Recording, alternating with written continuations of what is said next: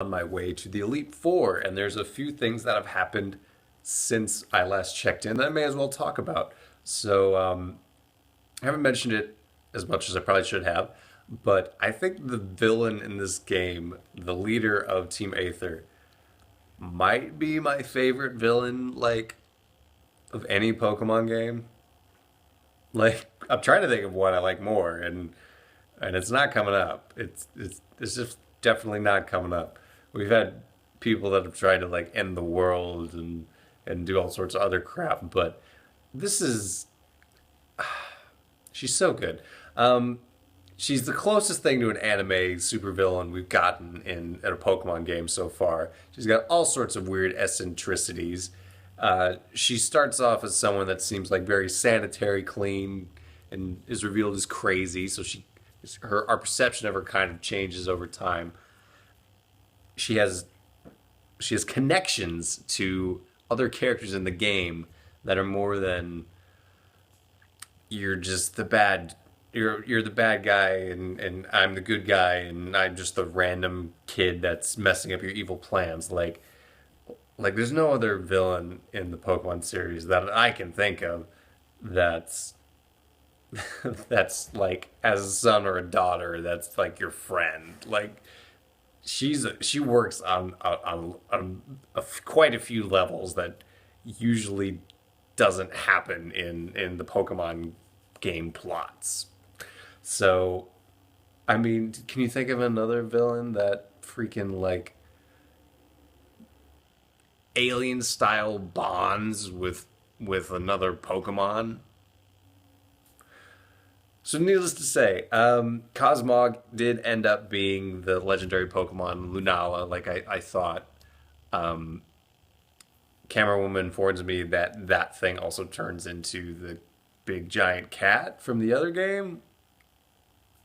Maybe you can correct her on that. It seems weird, but anyway, that thing turned into the bat. The bat took us to the alternate dimension, and we had to rescue Millie's mom.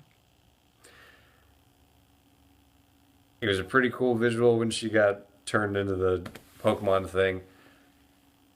I don't think there's too much to say about the fight. I brought some strong Pokemon, so they were able to handle her Pokemon, her weird mix of Pokemon. Got her back. I assumed I would have to fight somebody at the start of the path to the Elite Four. So I brought my A team, and I may as well. Actually, you know what? Before I get there, Lunala, you had to catch that thing, and I did in two Pokeballs. Two. I should have filmed the thing so you people would believe me, but here's what happened. I had a Pokemon. I had hypnosis, so I put the thing to sleep turn one. Turn two, used a quick ball. Almost worked, but didn't. Turn three, used another quick ball. Got it. There was a time where these legendaries were a lot harder to catch, and it seems like they have made the cover worthy legendaries of each game a little bit easier. So, caught the thing. It's cool. I'm not a legendary guy, so I'm not going to be using it for my Elite Four team. But I'm going to talk a little bit about my Elite Four team right now, at least what I think is going to be my Elite Four team.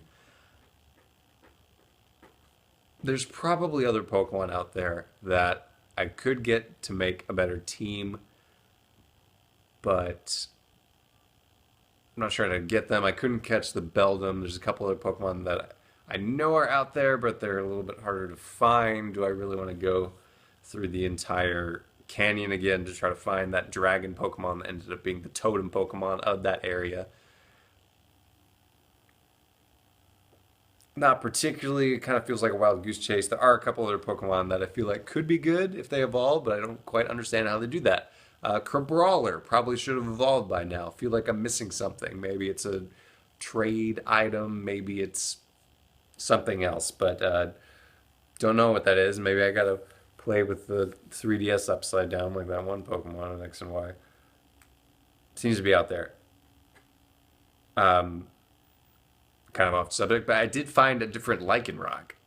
I guess maybe if you evolve it at night or day, I don't know. I think I must have evolved mine at night because it turned into the werewolf thing. But yeah, I was in the canyon and it was like, oh, here's a Here's just a dog. Cool. So, obviously, my Incineroar. Vikavolt was definitely going to be important when it comes to being a special attacker, when it comes to having electric attacks, when it comes to being able to handle certain Pokemon. Like if I see a Golisopod again, I'm probably going to want that. Mudsdale is going to be my ground Pokemon. I like Mudsdale. I just think it's a strong Pokemon overall and doesn't have that many weaknesses, as we saw in the Totem, or excuse me, the Kahuna battle that I failed at. I did end up choosing Poliwrath as my water Pokemon. And as opposed to other Pokemon, water Pokemon I might have chosen, I did feel like it could do more than one thing. Like Wishiwashi has water attacks and not terribly much else, and it's kind of slow. Poliwrath is a fighting Pokemon, so it does have those fighting moves. It can handle certain things that other parts of my team probably wouldn't be able to. It also did well for itself when it came to that Kahuna battle, so kind of impressed me there when it came to that. And that's one of my favorites, so I'm going to use that. I did choose Muck. I'm basically choosing Muck because I think fairies are powerful, and I need something to fight them with. So Muck is going to be my anti-fairy Pokemon. I know it's dark poison, so it's probably not as useful as a traditional Muck, but the dark parts will be able to handle ghosts and things like that. And then Ribombee. I kind of wanted the grass Pokemon in there, but or Serena, but I kind of felt like I was lacking in a couple areas, leaving myself open to damage from a couple areas. Worried about Dragon for one thing, so Ribombee's fairy typing helps out there. I didn't have that many faster Pokemon, so does that as well. And I was leaning pretty heavily on physical attackers with Serena in the lineup. So, special attacker as well. Who knows? Maybe this will change. Maybe I'll find some really crazy ass Pokemon. Maybe I will overthink it. Who knows? So I fought Gladion, right? He had 4 Pokemon.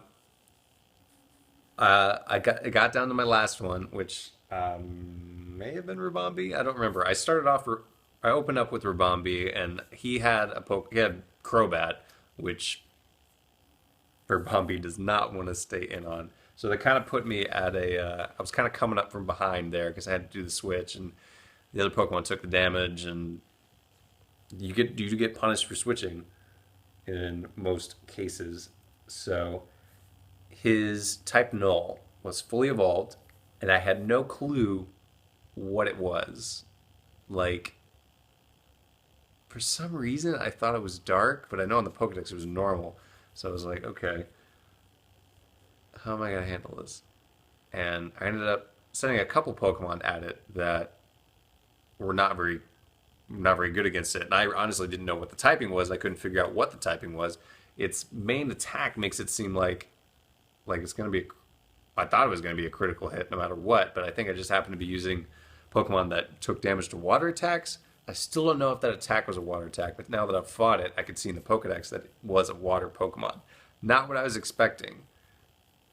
His team was pretty good. It took my entire team to beat his 4 Pokemon, and he had like the Crobat, which is a good Pokemon, Weavile, which I took out pretty easily.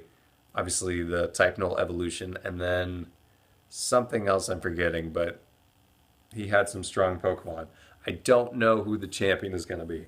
I assume there's still going to be a champion. I'm kind of thinking it might be Gladion. I don't know if it's going to be How. I feel like How I can handle better. But it does make me worry that I didn't handle Gladion at full strength terribly well. So maybe I should prepare.